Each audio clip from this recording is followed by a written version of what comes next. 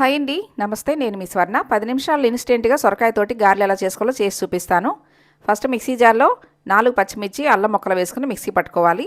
ఇప్పుడు ఇందులో వేయించుకున్న పల్లీలు కూడా వేసి మిక్సీ పట్టుకోవాలి. సొరకాయ చెక్కు తీసి ఇలా తురుముకుని పెట్టుకోవాలండి. 2 కప్పులు సొరకాయ తురుముకి 2 కప్పులు బియ్యం పిండి వేసుకోవాలి. కరెక్ట్గా మెజర్మెంట్ కప్ తోటి వేసుకోండి. తర్వాత ఇందులో సన్నగా కట్ చేసిన ఉల్లిపాయలు, సన్నగా కట్ చేసిన కొత్తిమీర, సన్నగా కట్ చేసిన కరివేపాకు, 1 స్పూను జీలకర్ర, చిన్న స్పూను సాల్టు, చిన్న స్పూను చిల్లీ ఫ్లేక్స్ వేసి ఇప్పుడు మిక్సీ పట్టుకున్న అల్లం పచ్చిమిర్చి పేస్ట్ కూడా వేసుకొని వీటన్నిటిని నీళ్లు పోయకుండానే కలుపుకోవాలండి.